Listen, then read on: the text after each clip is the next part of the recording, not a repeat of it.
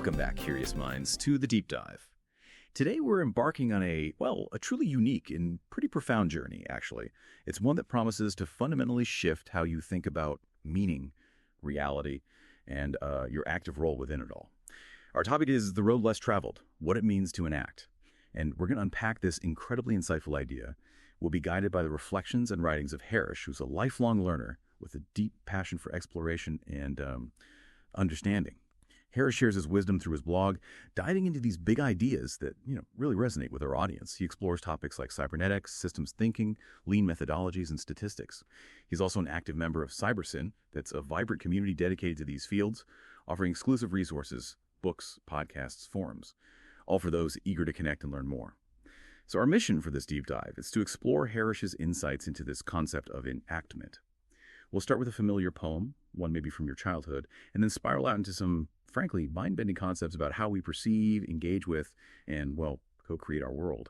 Okay, let's unpack this. Indeed. And, this deep dive will challenge a very fundamental assumption. It's one many of us hold, often without even realizing it. And that's the idea that meaning is something fixed, something we just discover, already inherent in the world around us. I'm just sitting there waiting. Exactly.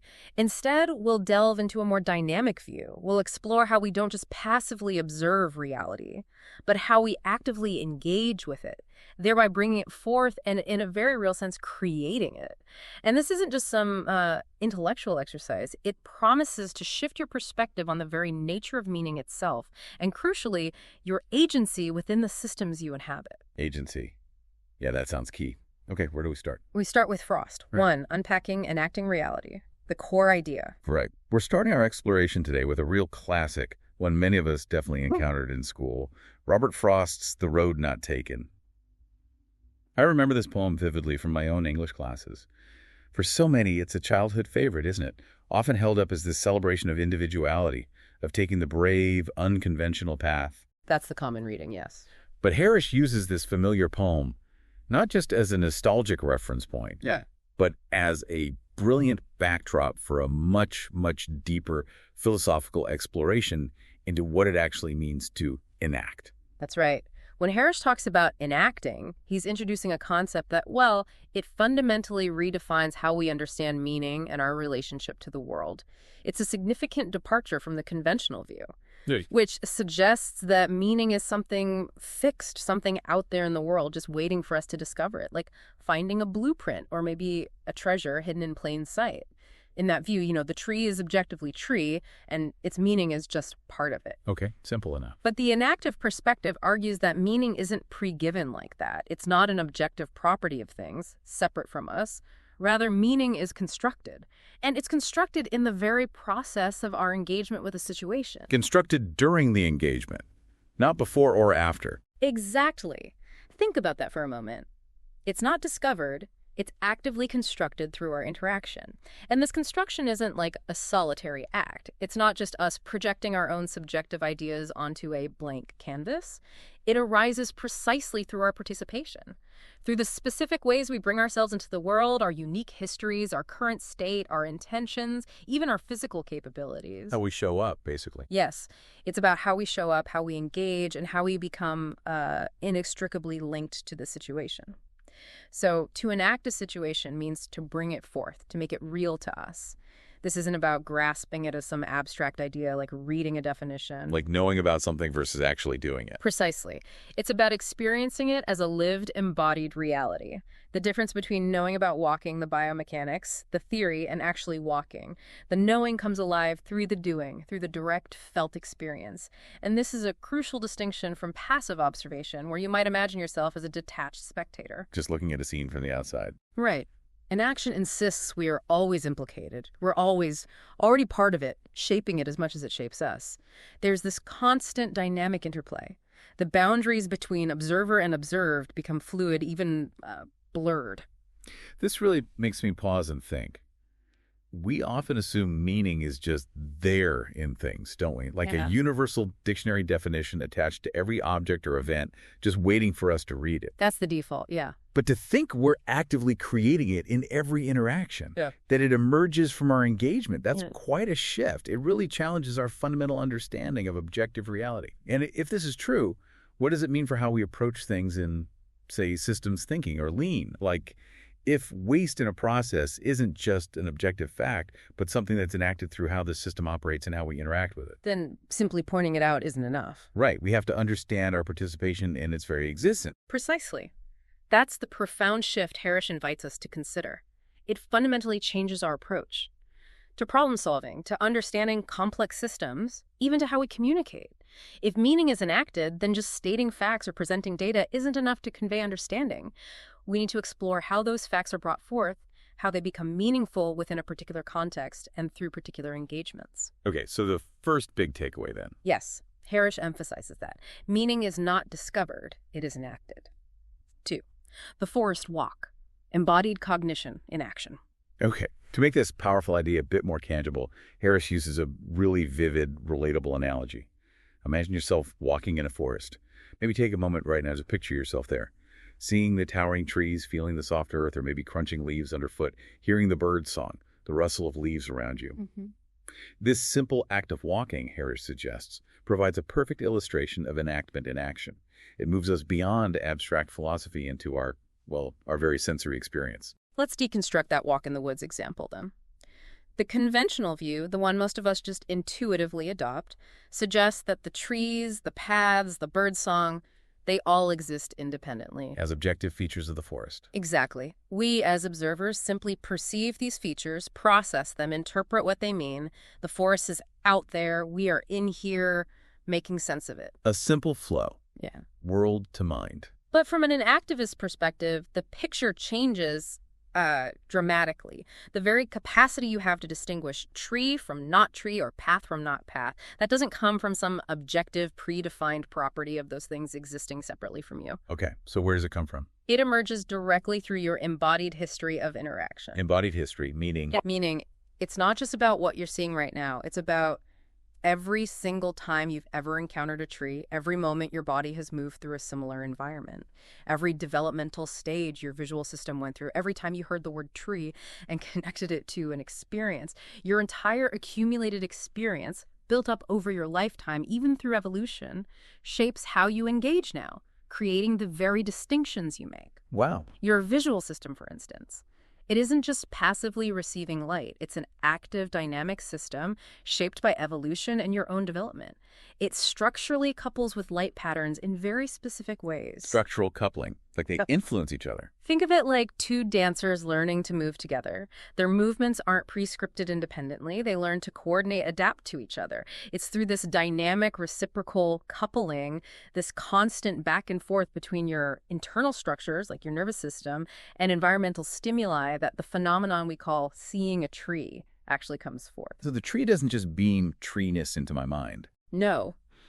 Your sensory motor system actively participates in bringing that tree-ness into being for you.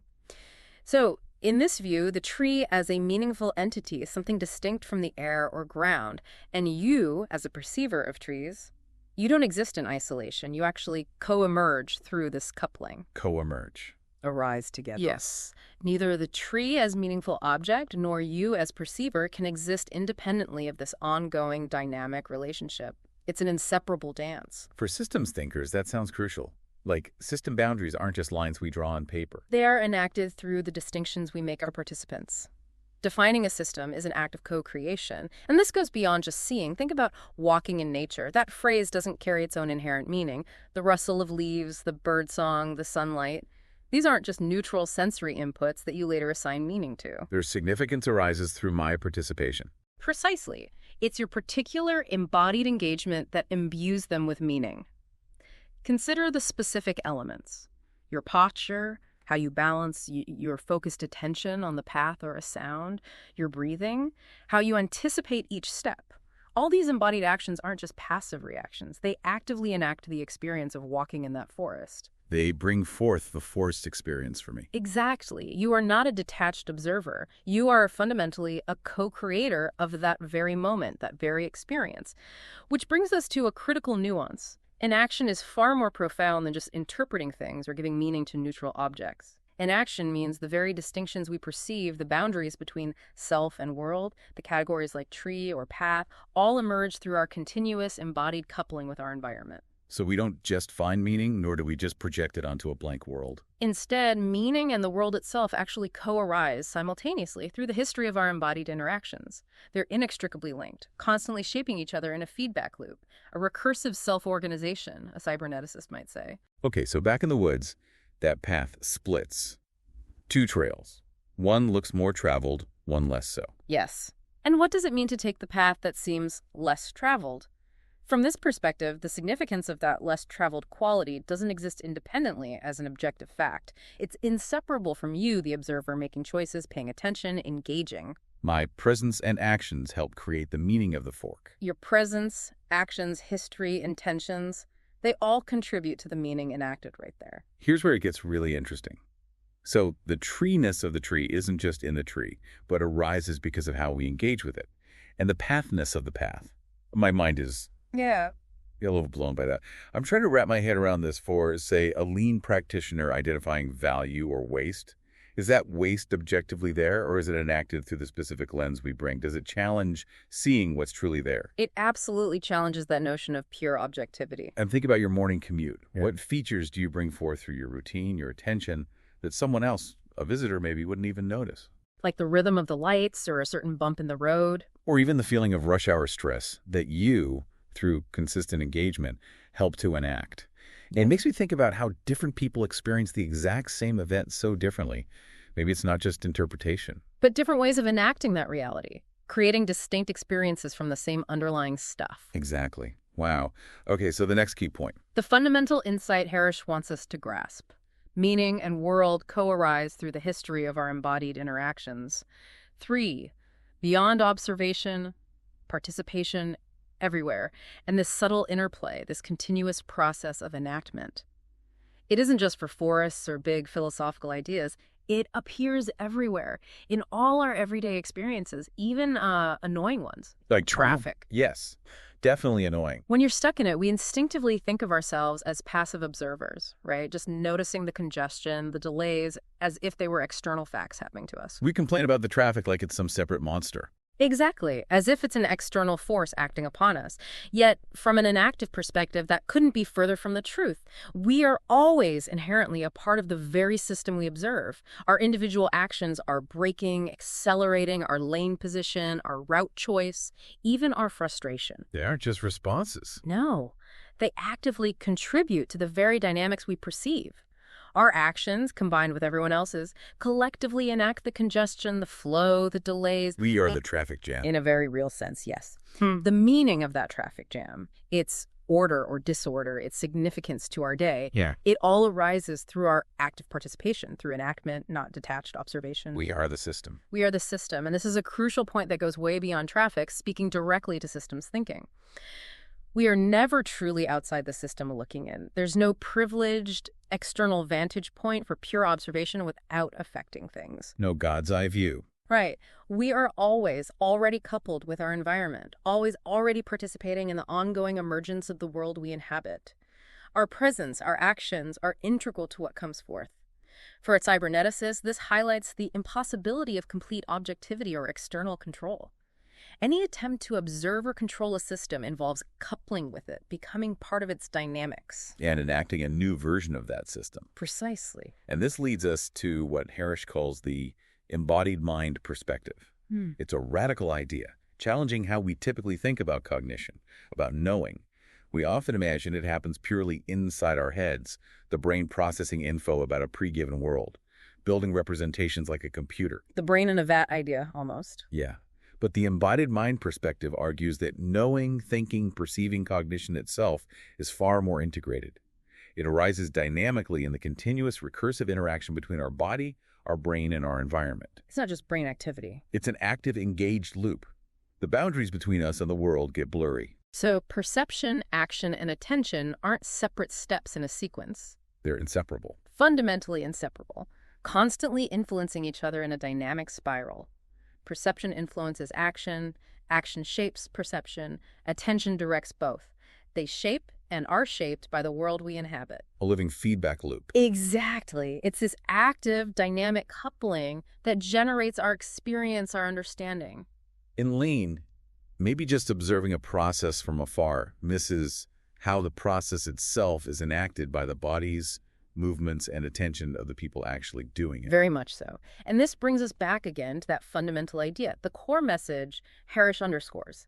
Meaning is not discovered, it is enacted. So what does this all mean for us practically? If I'm driving in traffic, complain about the jam, I'm actually part of creating it. Your actions contribute, yes. It's such a simple example, but it perfectly illustrates the point. My actions contribute to the reality I'm experiencing. How might thinking this way change how you interact with everyday problems you observe? Does it shift your sense of agency? It has to, doesn't it? For me, it feels like a subtle but powerful shift. Moving from feeling like a helpless victim of circumstances Reacting to things out there. to being an active participant, even in things that seem external. Yeah. It pushes us to see our own contribution to the systems we're in. We're always implicated. Exactly. And that leads to the next core insight Harris wants us to internalize. We are never outside the system looking in. We are always already coupled, always already participating in the ongoing emergence of the world we inhabit. 4. The truth about Frost's poem. A deeper reading. Okay, let's bring this back around to Robert Frost's The Road Not Taken. Yeah. As we said, it's almost universally known, often presented as this ode to individualism, to bravely choosing the unique path. The road less traveled by. Right, a testament to making a distinctive choice. But Harris points out, and it's fascinating, that it's actually one of the most widely misread poems in English. It really is. And when we apply this enactive lens we've been discussing, Frost's true message emerges. And it's far more subtle, more profound than many of us ever realized. That's absolutely right.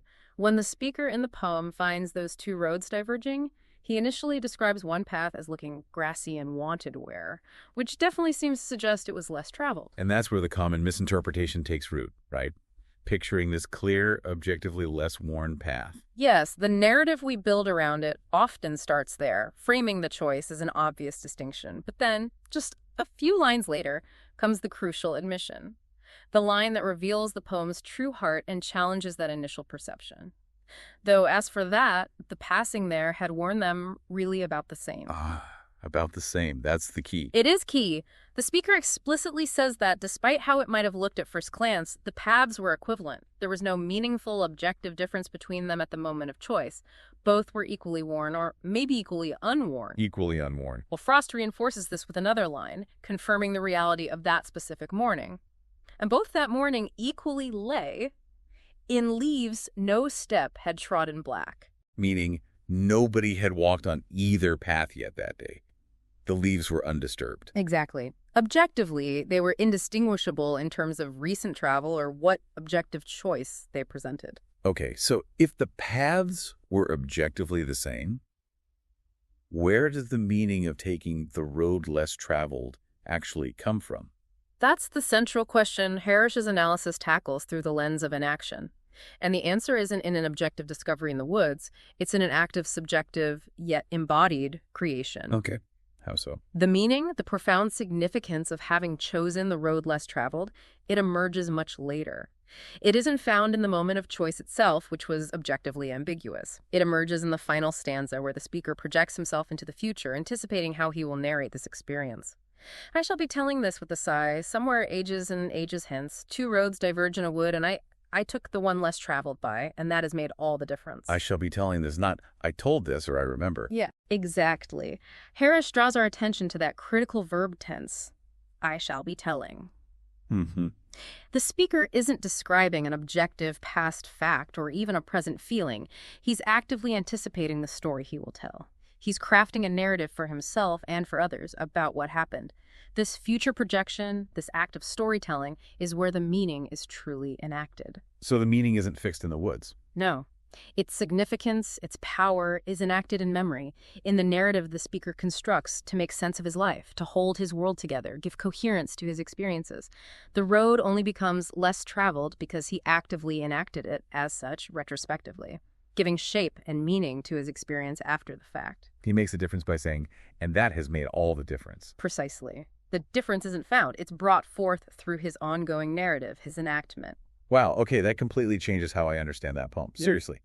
I always pictured him genuinely choosing the objectively less traveled path and then, reaping the rewards. Common reading. To realize he creates that meaning later in his storytelling and reflection. That's truly mind-bending. It's such a powerful reminder that our personal histories aren't just static facts. They're a continuous, dynamic act of meaning-making. Our narratives shape our past as much as our past shapes our narratives. That recursive loop again? And this has huge implications for how we understand narratives in organizations too, doesn't it? Think about a successful project or a major failure.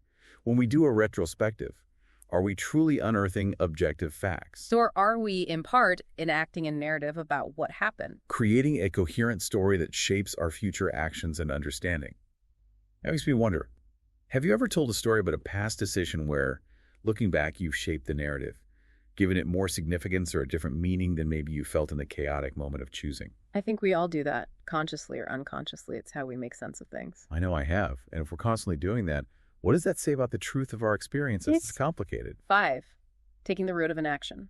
Why it matters. Absolutely. And this deeper reading of Frost serves as a perfect springboard to really deepen our understanding of enactment, what it truly means and why it matters so much, particularly for those involved in cybernetics, systems thinking, lean, statistics. To enact is not merely to interpret something that already exists, nor is it simply to construct something. It is to participate fundamentally in bringing forth the very world you inhabit, a world that's always emerging through your ongoing engagement. Okay, so it's not just interpreting or constructing. How is it different? Those terms seem close. They do seem close, and it's a crucial distinction. When we talk about construction, it often implies a pre-existing subject, right? Yeah. An independent agent who builds something external using existing materials. Like an architect building a house, subject-object, knower known. Exactly. It maintains that clear subject-object dualism. Enactivism explicitly rejects that dualism as the fundamental starting point.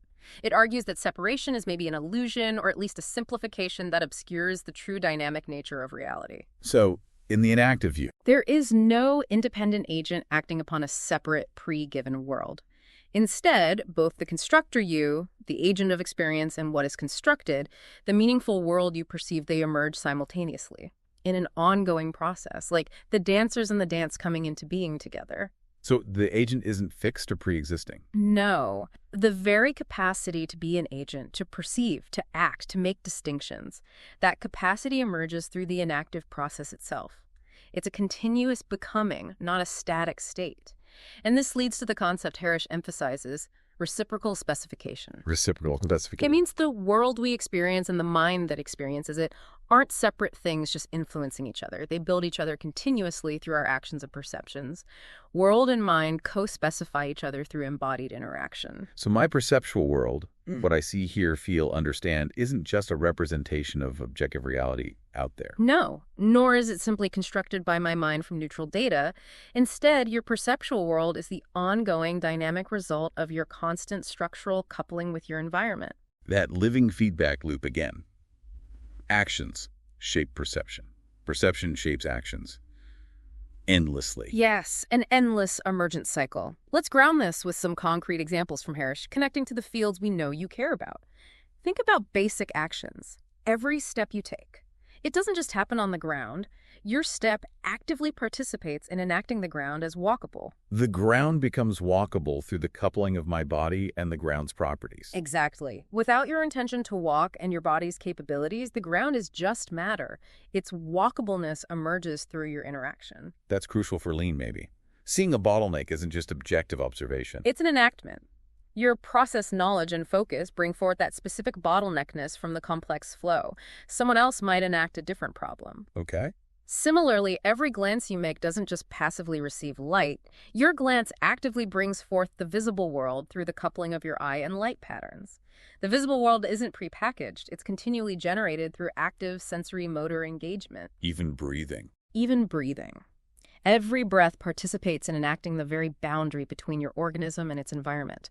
That boundary isn't fixed. It's dynamic and acted through respiration.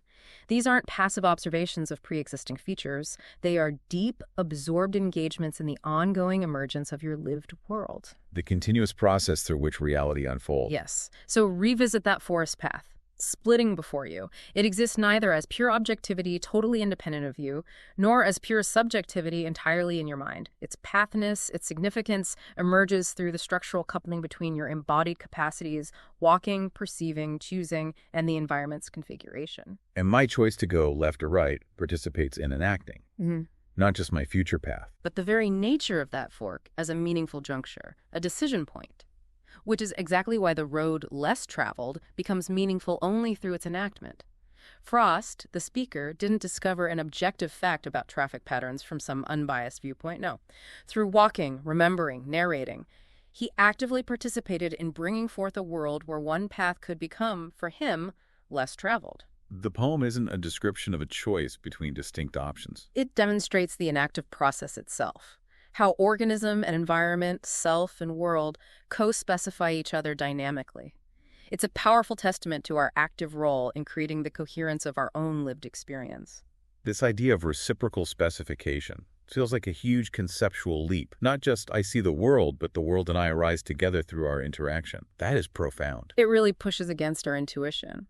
So if even basic perceptions are enacted, how might this change how you approach learning new skills or engaging with new environments?